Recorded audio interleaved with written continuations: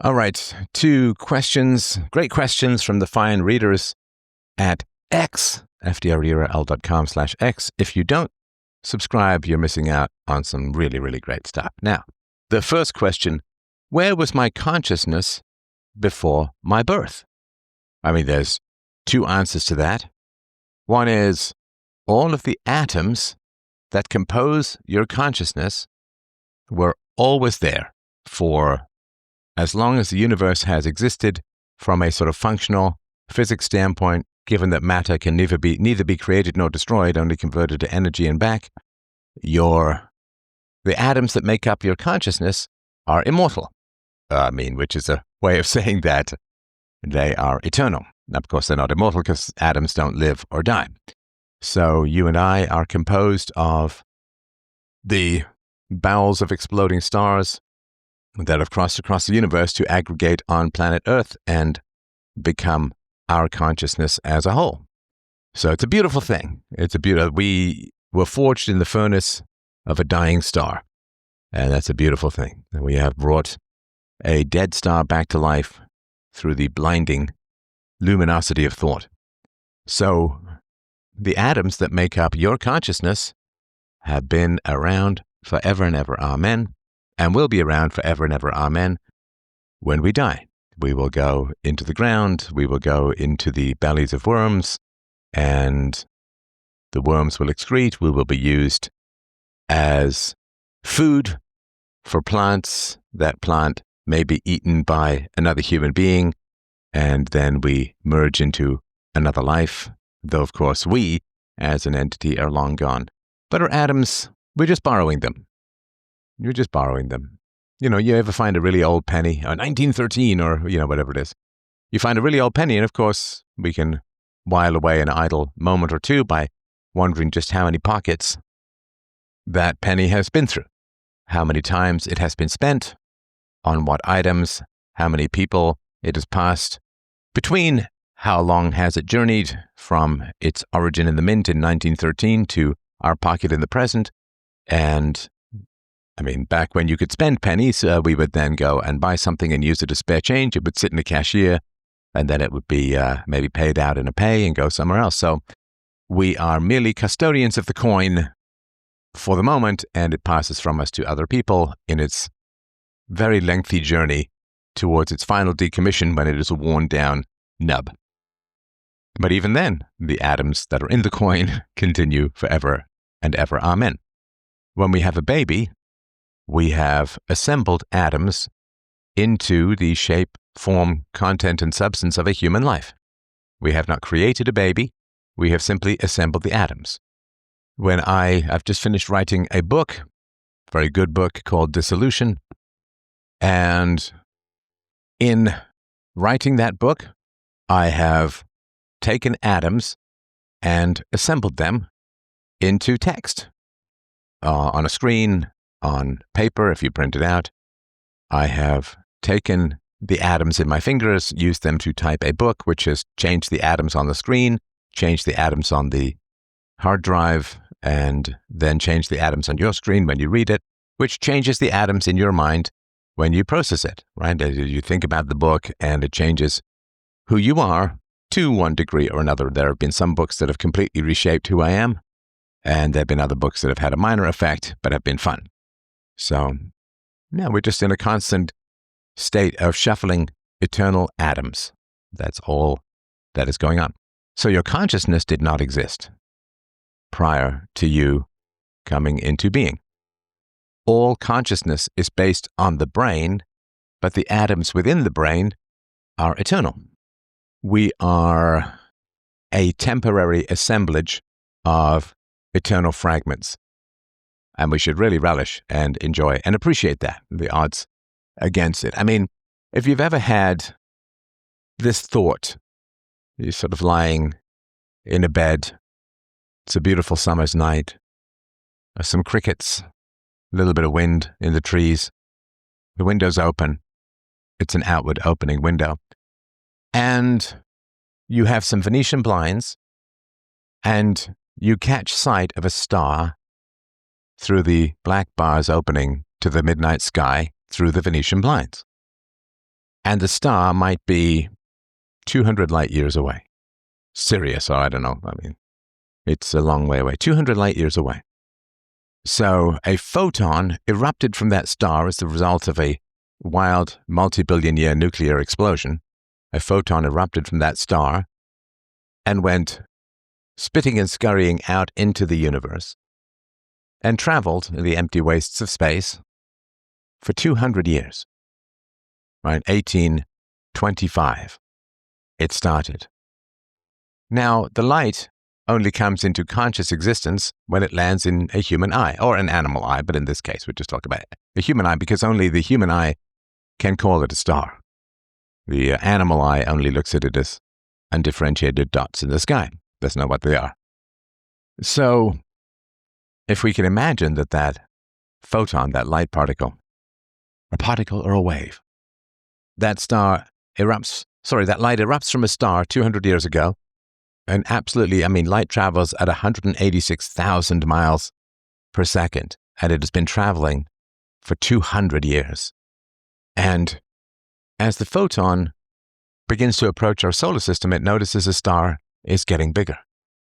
And then it notices that it is approaching a planet, and it's actually going to land upon a planet. Let us imagine that the purpose of a photon, its desire, is to light up something, to land on something and light it up.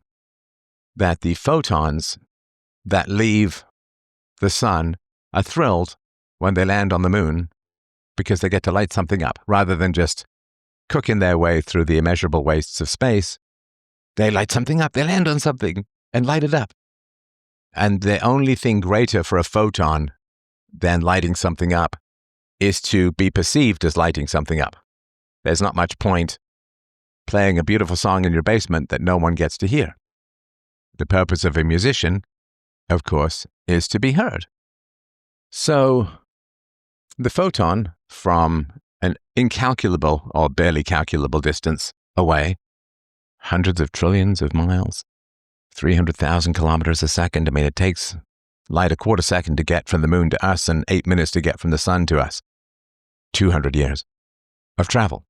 And the sun sparkle, the sun effluent, the radiant beams of nuclear delight from 200 light years away, doesn't just get to a solar system, doesn't just get to a star, a sun, our sun, it doesn't just get to a planet, doesn't just get to the surface, doesn't bounce off in some cloud, but the star spatter of light actually makes it to your eyeball across 200 light years. It passes, let's say there are clouds in the sky. It passes through the cloud at night, passes through the Venetian blind even. If your head had been 1 inch higher or 1 inch lower, you would not have seen that star. And that particular photon would never have landed in your eye and been identified as a star, not just a dot of light, but a star with purpose and meaning and comprehension and definition and understanding and appreciation. So you think of the odds of any random photon being blasted off the foreign sun's surface 200 light years away, of making it all the way across the universe, landing in our solar system, on our planet, at night, right? Because if it's during the day, the photon is swallowed up by the general brightness of the sky, never reaches your eye, really.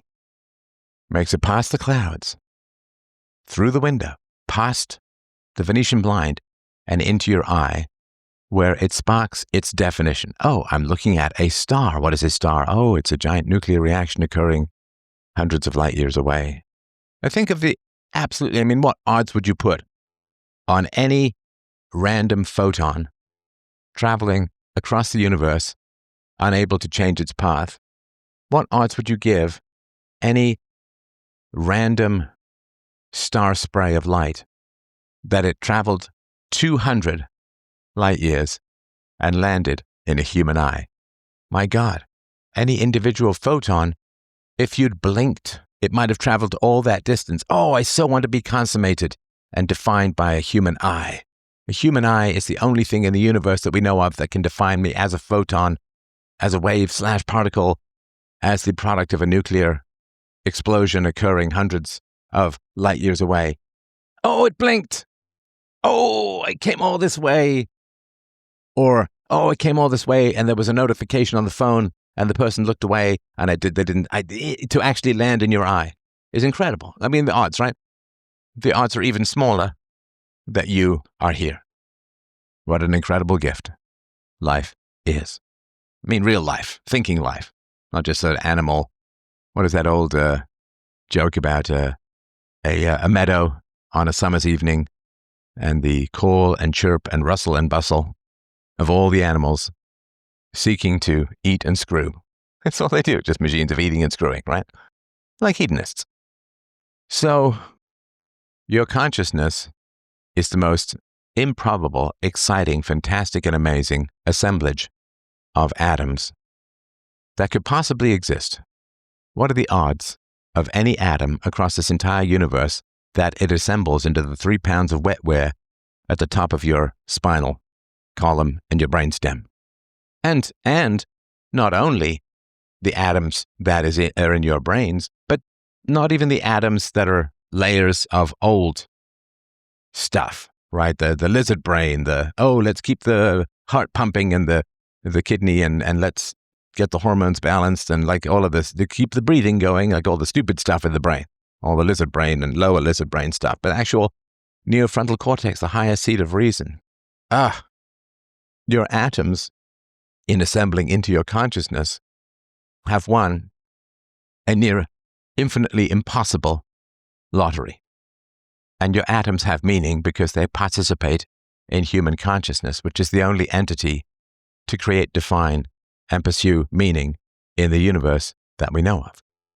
So, you had no consciousness before your birth. You have no consciousness after you are born. Where is the star before the matter aggregates and starts the nuclear explosion? There is no star. Where is the star after it has exploded, assuming it goes full supernova? Well, it didn't exist. It existed, and then it stops existing, but the atoms are eternal, and we should be incredibly grateful that we have assembled these atoms in consciousness, which is winning the lottery for blind matter, to have it unblinded for a very brief span. So that's the first question comment. The second is the Enlightenment or the French Revolution more of the reason for where we are today? So my character Roman in my novel The Future, which you should definitely read or even better listen to at freedomain.com/books. So Roman basically says that success is failure in societies. That when societies succeed, in other words, they become materially wealthy, successful, and powerful. Succeed, successful, bit of a redundancy there. But when societies become wealthy and powerful, that the seeds of their destruction are sown, right? We know the cycle, right? Good men, hard times, blah, blah, blah. And I don't believe that's true at all. I think that it is simply because of the government. The government is the cause and reason for the cycle of civilization. Nothing more, nothing less. It's not complicated. And what happens is there is an increase in freedom, and in particular, economic freedom. With economic freedom, relative free trade, with economic freedom comes wealth. And with economic freedom comes wealth disparity. With economic freedom, right, the Pareto principle, the blinding geniuses of productivity that end up being, multi-decker millionaires and billionaires, and I guess at some point a trillionaire. With economic freedom comes wealth, but wealth only happens with economic disparity. I mean, that's the only way that wealth can happen is economic disparity, for reasons I've gone into a bunch of times, so I won't repeat them here. Now, with economic disparity, you end up with a few people who have created a lot of money, a lot of value, and a lot of people who are relatively poor. I mean, they're wealthier than they would have been otherwise, but they're relatively poor. And I'm going to use an acronym, AFM, absolute fucking morons, view this as a horrible injustice that needs to be remedied by the rich people giving money to the poorer people. AFMs. AFMs. I was going to go with TFM, total, but it's not absolute enough. The absolute fucking morons look at the wealthy and they are tempted. Right? They are tempted. And the temptation is, instead of enjoying and appreciating the wealth, jobs, technology, and opportunities that the wealthy people have created, not stolen, created. Right? All the matter that Elon Musk has forged into the Boring Company, into the current incarnation of Twitter or X, into rockets, into all of the other Starlink, all of the other great things that he's done, all of those atoms existed. He hasn't created anything. He simply assembled them into things that have value. Right? A fish at the bottom of a lake has no value. Can't eat it.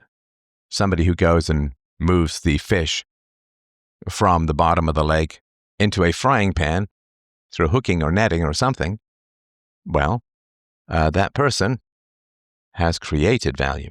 He's not created the fish, but he's created the fish in a state of value. He's turned the fish into property. Property is that which has value that you own. And you own it because it has value. So the AFMs are subject to a great temptation, which is fanned and fueled by the sophists. Because, you see, of course, the absolute fucking morons, and I say this not because they're dumb, but because they're greedy, the absolute fucking morons look at the wealthy people and say, give me that shit. Gimme. Or else. It's like all the people who win the lottery, all of their friends and relatives come out of the woodwork. Hey, you're the greatest guy ever. Hey, I need this. Hey, I need that. Hey, I need the other. Gimme, gimme, gimme. So rather than saying, people can understand the non-obvious if it's taught well. So it's not a matter of them being too dumb to understand it. But the way you would explain it to, say, the average young woman is to say, would you be happy if some random person in the audience at a Taylor Swift concert, some random person in the audience took the microphone and started singing and dancing instead of Taylor Swift? Should Taylor Swift give her microphone and stage to a random person in the audience? And then that random person in the audience would take home Taylor Swift's, $1 million paycheck for the concert or whatever she makes, right? So if a bunch of people had paid thousands of dollars, which you can for a Taylor Swift concert, a bunch of people had paid that money, they went to Taylor Swift, and instead of Taylor Swift, each song was sung by a random person in the audience. I mean, maybe there'd be occasionally good singers or whatever, but for the most part, it would be bad, right? They would be upset. Well, that is Taylor Swift taking her resources and giving them to other people. Now, would you pay thousands of dollars to go to a Taylor Swift concert if you knew ahead of time that each song was going to be sung by a random person in the audience and Taylor Swift wasn't even going to be there? You would not. That would be called karaoke. And you would not pay thousands of dollars to go to some random karaoke event. Right, again, this is not super complicated. Everybody understands this. I mean, you can explain socialism or the welfare state by whichever kid fakes a headache, gets all out of their chores, everyone else has to do all of their chores, and they will get paid. But you'll take the money out of the money that you pay the kids to do the chores, and you give it to the kids who have a headache. Or claim to have a headache. You can't prove it, right? Claim to have a headache. Well, clearly no chores would get done, and everyone would claim to have a headache. It's not, again, this is not complicated stuff to teach people at all. So the AFMs look at wealthy people and say, you've got to give your resources to the less wealthy, which means Taylor Swift taking her microphone and handing it to people who aren't Taylor Swift. And then people say, well, I wouldn't go to that concert. I wouldn't pay for that concert. It's right. When you take resources from Taylor Swift and give it to people who aren't Taylor Swift, the value evaporates. There's no value. It's gone. Well, somebody, of course, gets a great story. Hey, I remember I was at the Taylor Swift concert and there was a surprise. Everybody got a chance at their microphone or random people in the audience. And I sang badly a Taylor Swift song to like 5,000 people or 10,000 people. So, people get cool stories for sure. They get cool stories. So isn't that worth it? Well, no. I mean, not to labor the point too much, but if the NBA were to have basketball games where they pick random people from the audience to play basketball, including people who were 70 or 80, like some Jack Nicholson wobble clone, would there be an NBA? Would people pay to go to those games? Well, that is taking resources from the more able and the more competent and giving them to the less able and the less competent, right? But everyone understands there would be no NBA if you did that. You would simply be taking value from those who were competent and giving value to those who were less competent and thus destroying that value. But again, you have to, and the reason I say this is this stuff is not hard to understand. Like everybody with an IQ north of 80 can understand this. I mean, obviously you have to teach it in the right way and you have to make it comprehensible. And I get all of that, right? But, you just give examples that people understand. Would you go to a concert? Would you pay $3,000 for a Taylor Swift concert if Taylor Swift didn't even show up and random people were singing Taylor Swift songs? You would not. You would not do that in any way, shape, or form. You would not pay for that. And so the value is simply by transferring value from the more competent to the less competent, you just destroy that value. That's all. So again, this is not hard to understand. And the reason I say AFMs is because it is easy to understand. And nobody lives that way, right? Everybody in the first world has a whole lot more resources than just about everybody in the third world, and yet they don't handle that. It's always other people who have to do all of this and so on, right?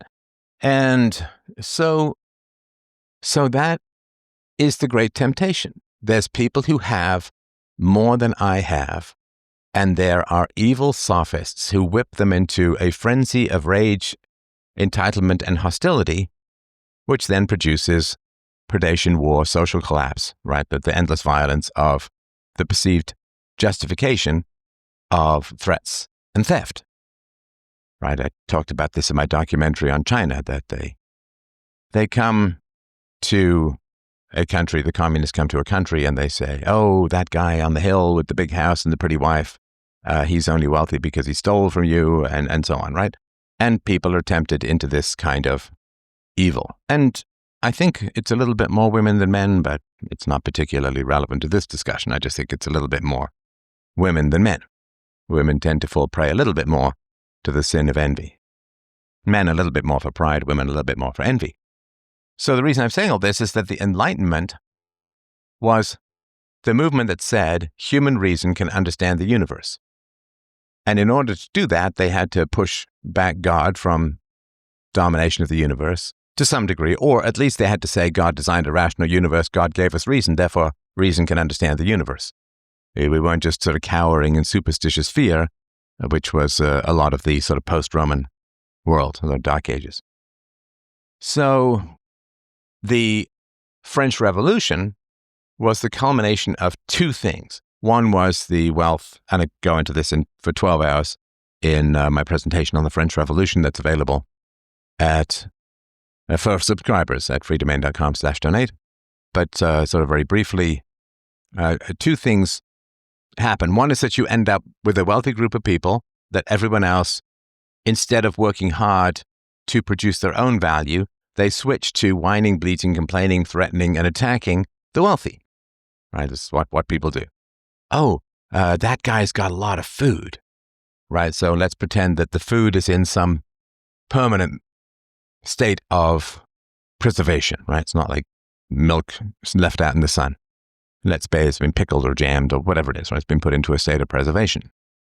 So what happens is, over the course of the summer, you've got some guy who's working like hell, who's working really hard to get enough food and more food than he needs for the winter, right? In case of emergencies and so on, right?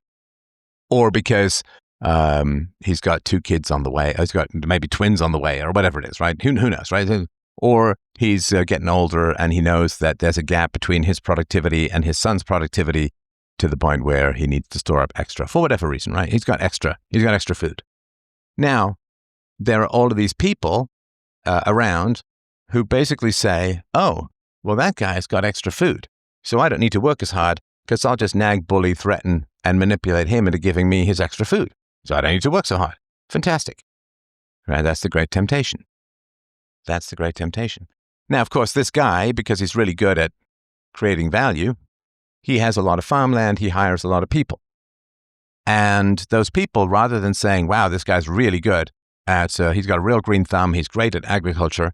So rather than being thankful that he's so good at agriculture that he can pay them and give them more stability and increase their income and so on, there's more food in the entire community, not just for him, but for everyone, because he's so good at growing. Rather than being grateful for that, they say, oh, well, I only have less because he's stolen from me. And again, there's all of these worm-tongued sophists who are very happy to say all of this. So Bob, the genius grower, has extra food that's preserved for his own reasons. And he's using that extra food maybe to hire even more workers so that his green thumb can be turned into even more food productivity and so on. Like, he's a real Pareto principle. He's a moneymaker. He's a value creator.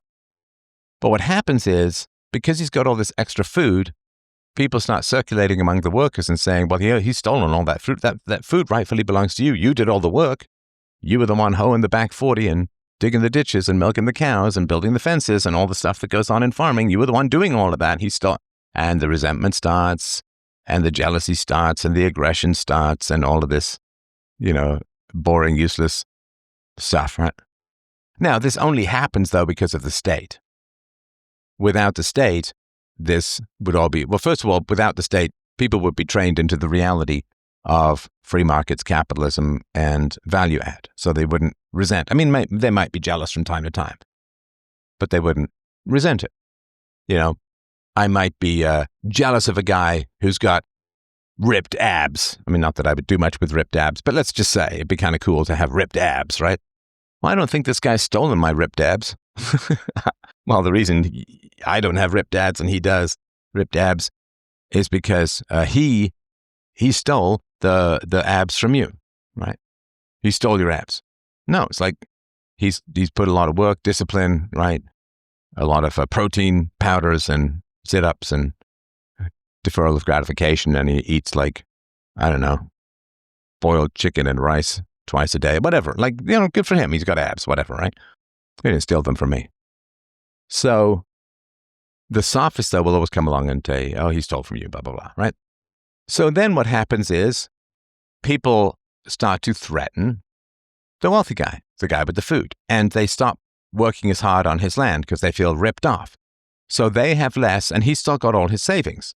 But because of resentment, they're working less, and they start to gather and mutter and threaten him, right? You better give us some, my baby's hungry, you better give us some food, or we're going to storm your house and take it by force, right? We can do this the easy way, or we can do this the hard way, that kind of garbage, right? So he's scared, and he starts to give food away. Now, without the state, he can just hire guards and pay the guards really well, and then people can't come and take his stuff. But when it's voters, then the government can take his stuff. So he's got to really listen to them as a whole, right? Or if worse comes to worse, he can just move. He can just sell his place and move somewhere else, and then they don't have any jobs, right? They're going to go back to their own productivity, which is bad. But what happens is people threaten, through the power of the state, they threaten the wealthy guy, and then the wealthy guy, he's outvoted, right? He's got to give up his resources, and then he wants to help them, and he has to say stuff. Like, he can't say, well, I've created way more value than you have, and this resentment is really immoral, right? It's petty, it's vengeful, and you need to be better people, right? And we need to respect property rights, because that gives the sophist ammunition. Oh, see, he's against you getting anything, and he wants to steal more from you, and right, so the sophists whip up the absolute fucking morons into a hostile frenzy. So he's just got to give up resources in order to buy protection from the rage of the mob riled up by the sophists and manifested in their votes for limitless political coercion against him. It's a shakedown, right? And that's one of the things in the French Revolution. The other one I talk about, which is child abuse. You've got to go to my presentation for that. I leave you a few teasers here, but it's really, really important. So yeah, the French Revolution is the culmination of people listening to sophists rather than listening to reason. And so what happens is they stop producing as much, they get lazy, they get entitled, they end up dependent upon the millionaire's largesse, and then eventually the millionaire says, fuck it, and he stops producing stuff, and then everyone starves, and they still blame the millionaire. And then they start it all again because of the power of the state. So it's the cycle of civilization is just the cycle of state violence, nothing more, nothing less. And as long as we keep having this status-based society, we get to keep doing this stupid merry-go-round. freedomain.com/donate. Thank you. Bye.